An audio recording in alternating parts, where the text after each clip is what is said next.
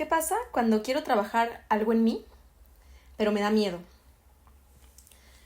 Buenos días, buenas tardes, soy Mariana Arpio, psicóloga, y hoy vamos a hablar de qué hacemos con el miedo, de enfrentarme a mí misma, de destapar mi historia, enfrentarme a mi sombra, a mi inconsciente, a mi pasado.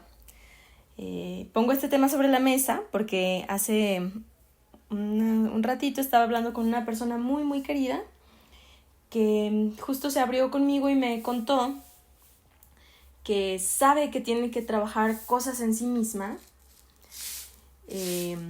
Hablábamos de las constelaciones y me decía que las constelaciones familiares pues son un tema muy misterioso, ¿no? Porque se crean canales que extrañamente nos conectan con personas que no están ahí presentes en cuerpo físico, como si su energía se conectara. Entonces me decía que es muy interesante, que una vez fue a una constelación y que empezó a decir cosas que ella jamás hubiera dicho y que es muy extraño, ¿no?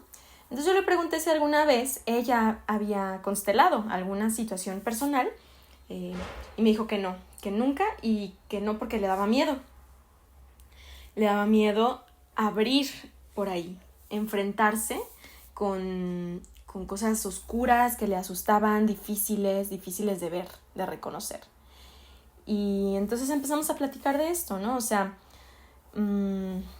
pues ella me dijo que sabe que tiene cosas por trabajar porque se vive un poco enojada ante la vida, resentida, o sea, con un cierto sentimiento ahí de fondo en su vida, pues que de alguna manera le trae problemas o le incomoda, ¿no?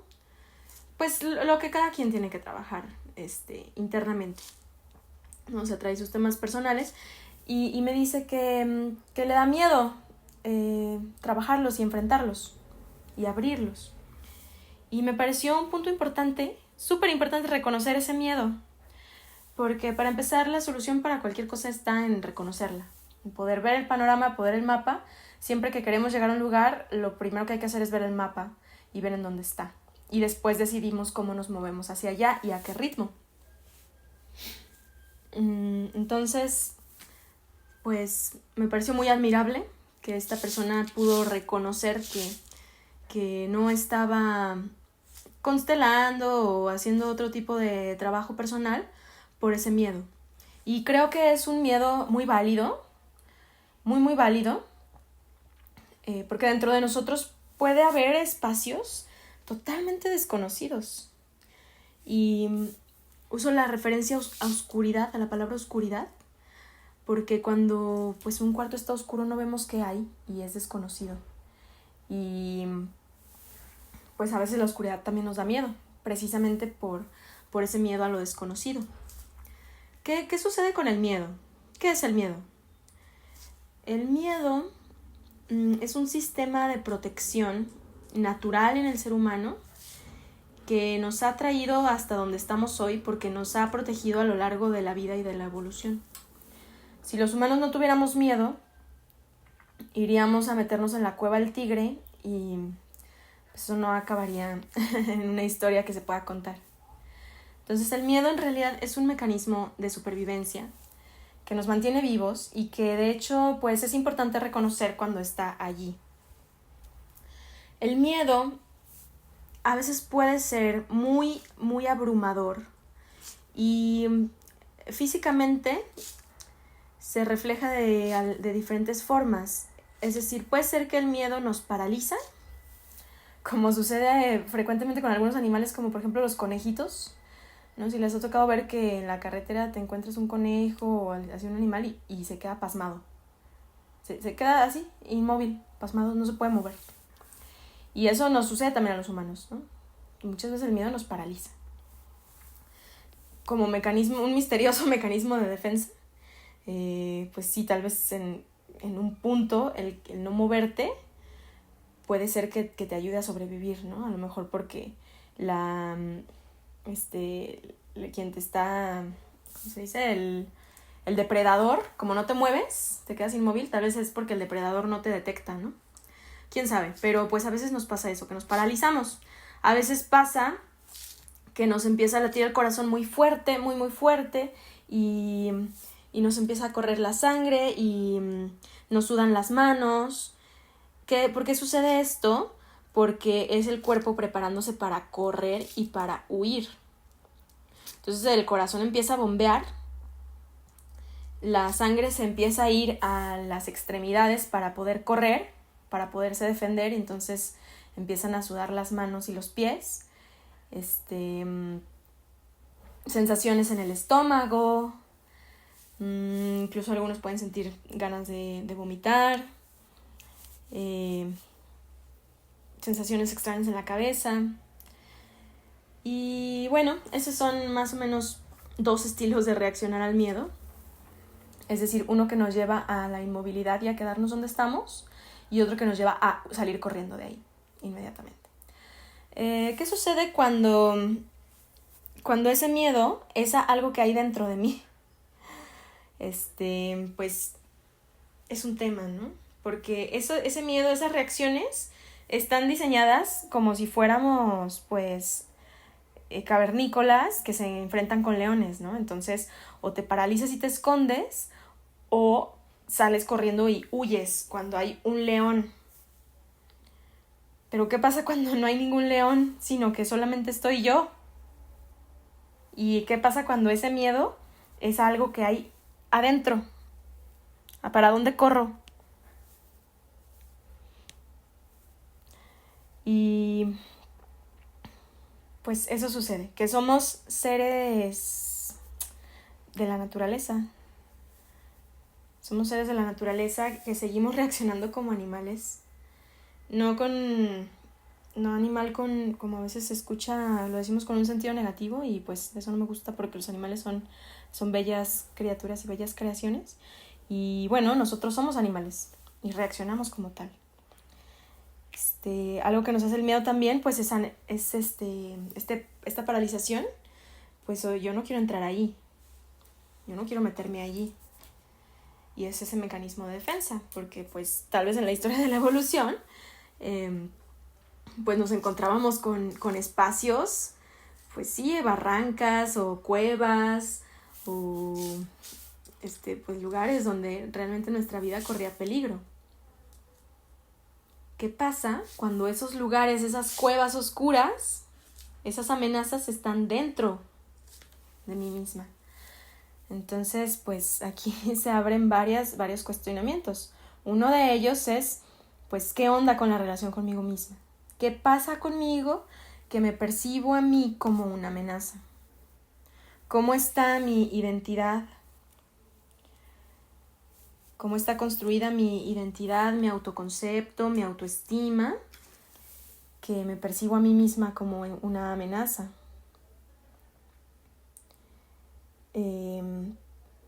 Puede ser que llevemos dentro de nosotros realmente agresividad, enojo, tristeza, depresión, memorias dolorosas.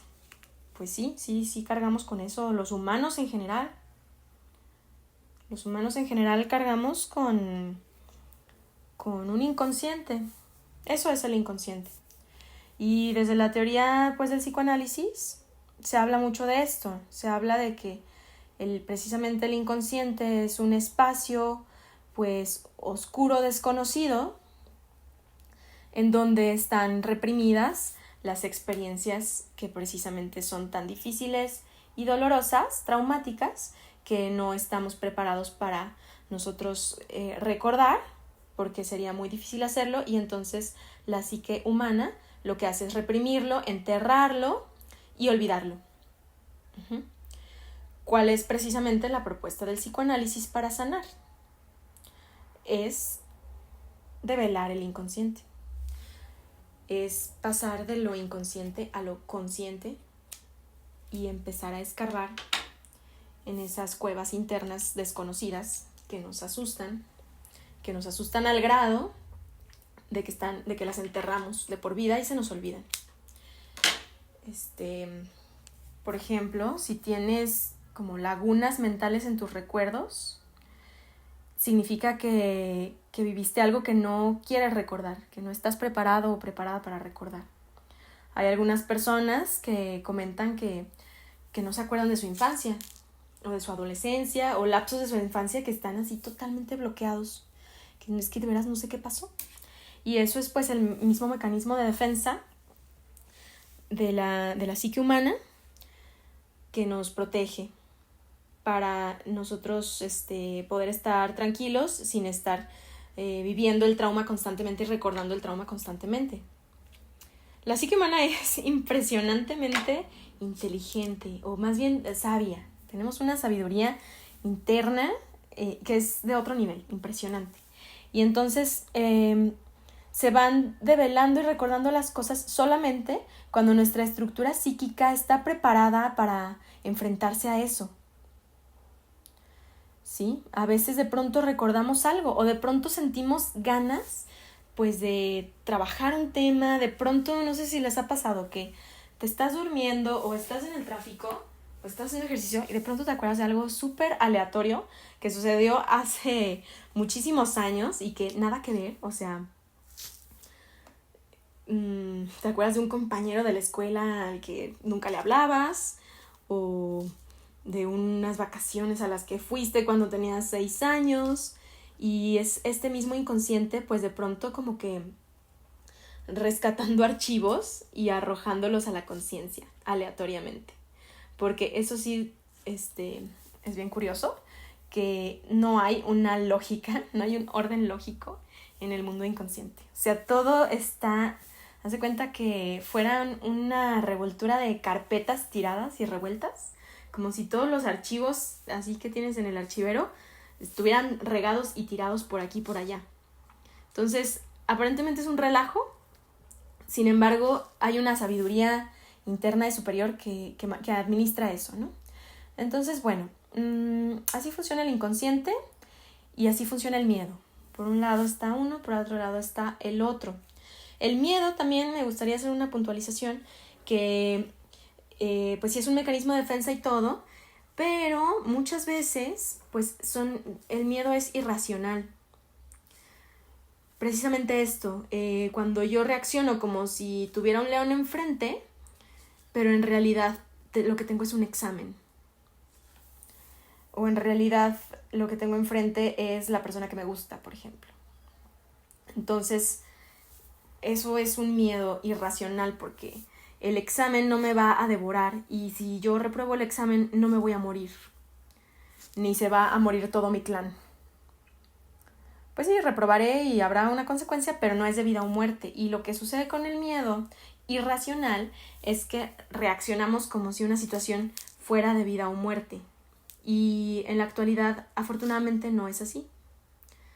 No estamos en cuestiones de vida o muerte cuando vamos en el tráfico y nos estresamos o cuando nos enfrentamos a algo que es doloroso recordar. Sí es difícil, pero no es de vida o muerte. Entonces es importante reconocer el miedo para manejarlo, dominarlo y decir, a ver, tranqui, no me voy a morir. ¿Qué me quiere decir este miedo? Pues me quiere decir que hay un peligro, que hay una amenaza y entonces al traerlo a la conciencia y al reconocerlo, puedo yo misma discernir con mi conciencia y mi madurez si es una amenaza realmente grave o simplemente pues algo que me asusta y que me saca de mi zona de confort. Porque algo que sucede también en la actualidad es que pues ya no estamos constantemente enfrentándonos a leones o a heladas en el frío o a tormentas, sino que estamos más bien en un momento de la historia en el que la vida es muy confortable y la vida es muy cómoda y giras una llave y sale agua limpia y aprietas un botón y suceden cosas, no sé, puedes comprar comida en una máquina o pisas un pedal y te transportas de un lugar a otro o das unos clics y te llega a tu casa ropa. O sea, vivimos en una época muy cómoda y pues esto también como que nos lleva a que el miedo sea más drástico, ¿no? Una zona de confort en la que tenemos miedos irracionales como si fuera vida o muerte por temas que en realidad no implican una amenaza tan grande. Entonces, pues en la medida en que nosotros traigamos a la conciencia esos miedos y analicemos qué onda, de dónde vienen, ¿es mi ego que busca estar cómodo todo el tiempo? ¿Necesito moverme de lugar? ¿Necesito buscar un lugar seguro? Y bueno, el hacer un trabajo personal y cultivar nuestra fuerza como ser humano y nuestra fortaleza humana, pues implica enfrentar nuestros miedos. Entonces, en esta conversación quiero hacerte una invitación a enfrentar el miedo y atreverte como a retar un poco el miedo, ¿no?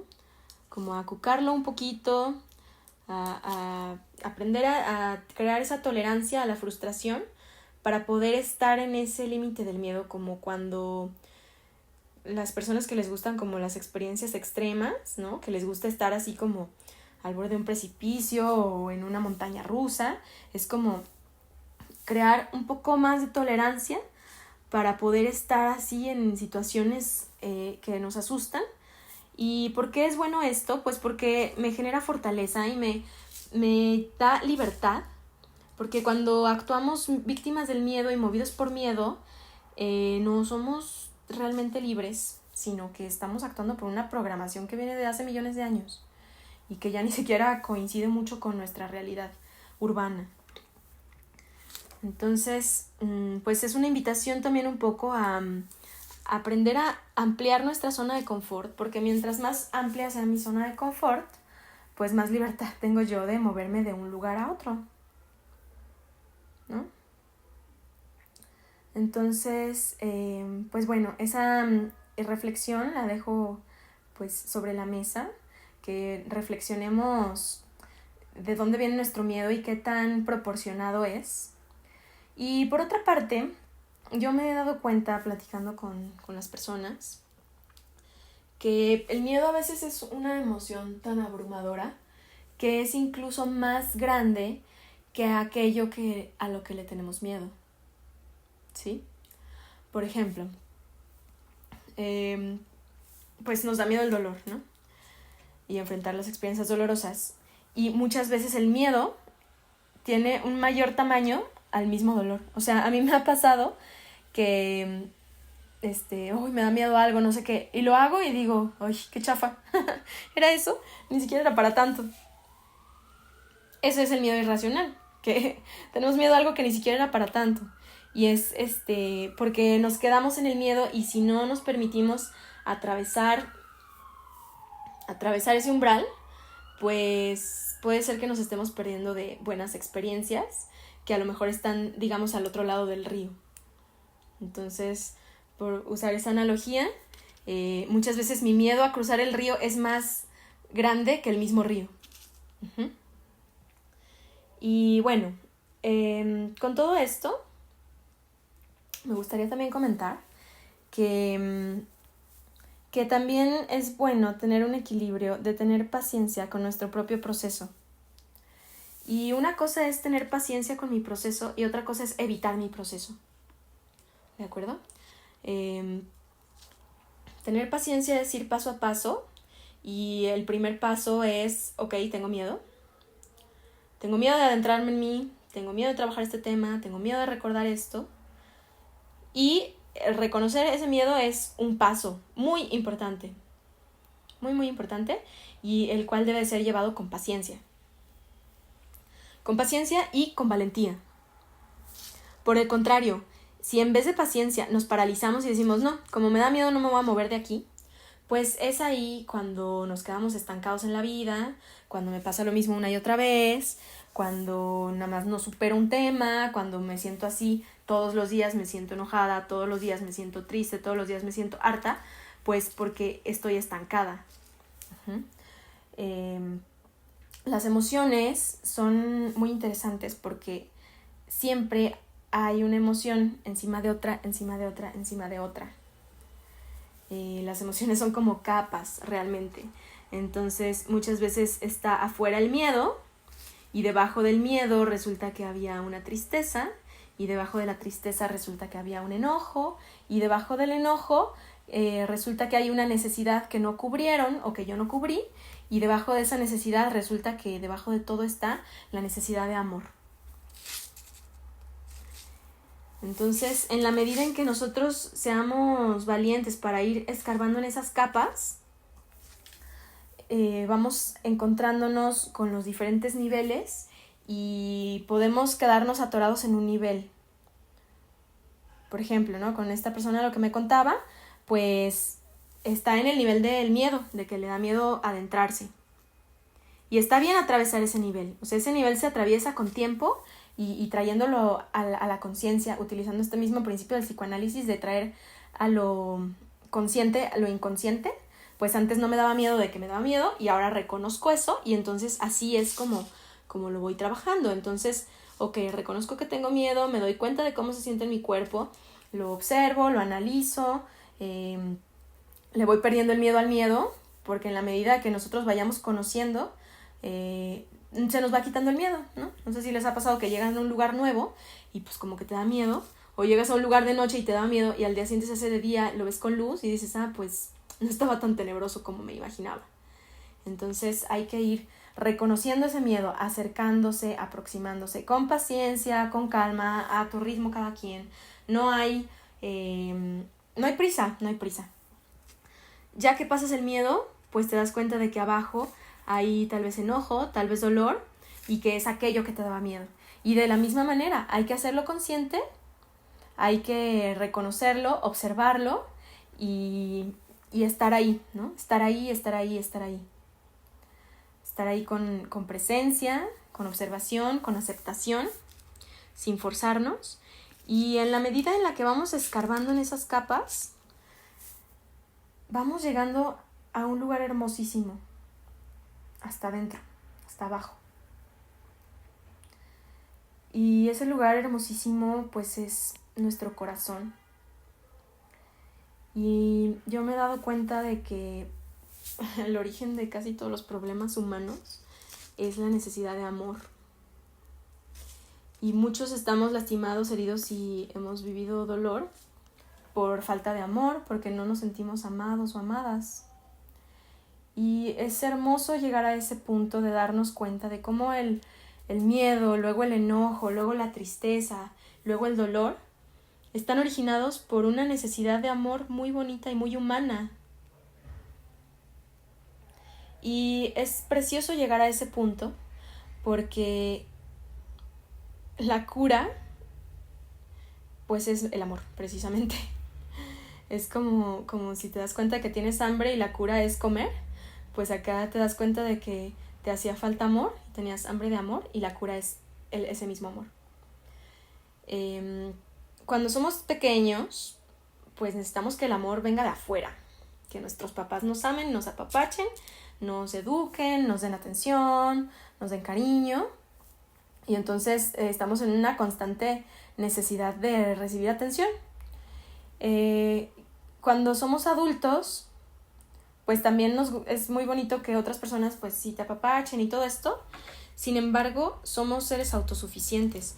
Y de hecho, pues esa es la característica de la edad adulta, que en la edad adulta, pues yo me alimento, yo busco mi propia comida, yo trabajo para tener mis recursos, yo organizo tener mi casa, tener mi cama, tener mi lugar seguro, divertirme. O sea, yo soy un agente que toma las decisiones en mi vida y que provee mis propias necesidades.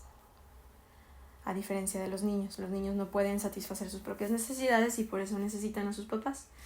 Y entonces, ¿qué pasa cuando yo soy adulta y me doy cuenta de que toda mi vida he necesitado amor? Pues entonces soy la persona responsable y la persona indicada para gestionar ese amor y para proveerme a mí misma ese amor. Y es ahí donde llegamos a lo que a mí me parece el tema central en los procesos psicológicos y de sanación, que es el amor propio. Entonces, haciendo una pequeña recapitulación de lo que he platicado, tenemos un dolor inconsciente que nos da miedo enfrentar. Resulta que este miedo es irracional porque no hay una amenaza real desde fuera, y cuando nos animamos y agarramos la valentía para enfrentarlo, pues nos damos cuenta de que hay muchas emociones mezcladas con dolor, y que todo se origina en el amor propio.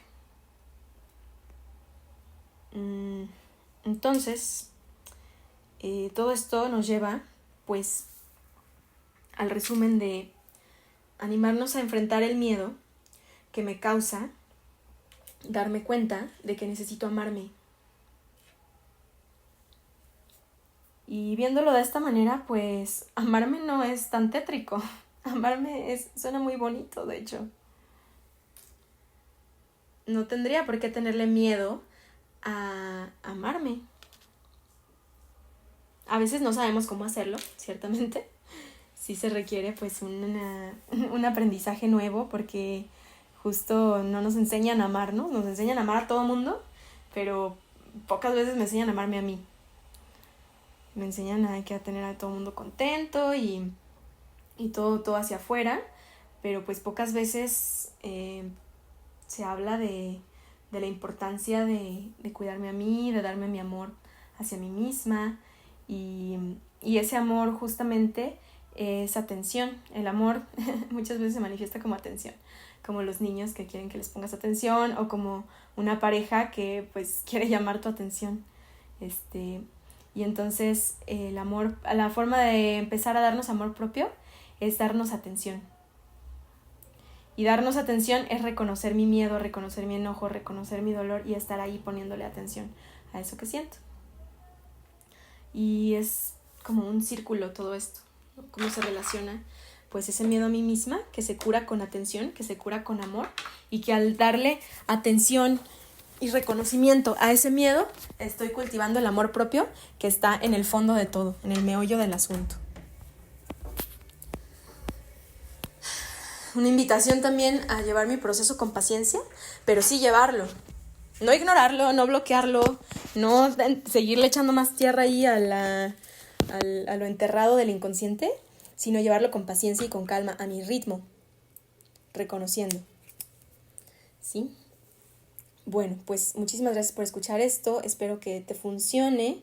Pues la verdad es que todo lo digo a partir de mi propia experiencia, y pues si te interesa trabajar en esto, te invito a que medites, a que permanezcas en silencio observando tus sensaciones corporales, emocionales, observando un poco tus pensamientos, tampoco sin clavarte demasiado.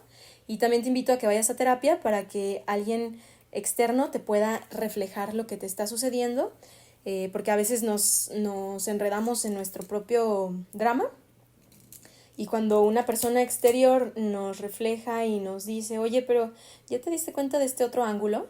Pues es súper positivo, la verdad. Ayuda un montón que alguien nos haga reflejos, nos espejee. Es como vernos en un espejo también, ¿no? A la hora que te ves en el espejo, híjole, ya te das cuenta de que estabas despeinada y que te tienes que peinar y listo. Y muchas veces los terapeutas, eso es lo que hacen. Te dicen, no, ya te diste cuenta que estás despeinada, peínate. Y entonces vas y lo haces y listo, no pasa nada, ¿no?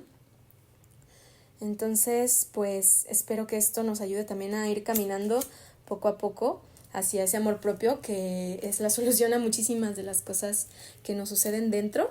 Y agradezco mucho también que hayas llegado hasta este punto, porque es muy bueno trabajar en esto para encontrar una paz interior, y recordando que esa paz interior es lo que nosotros nacimos para encontrar la paz y la libertad interior, y tenemos en nuestro cuerpo todas las herramientas necesarias para movernos hacia allá. Y esa paz interior, esa libertad interior, pues es lo que algunas personas llaman felicidad, al menos para mí. No creo que felicidad sea estar contentos todo el tiempo, sino estar en paz conmigo misma. Y entonces, al estar en paz conmigo misma, puedo estar en cualquier entorno y sentirme cómoda, porque mi primera casa, mi interior, está organizada, en orden, tranquila, y amorosa. Muchas gracias. Un abrazo.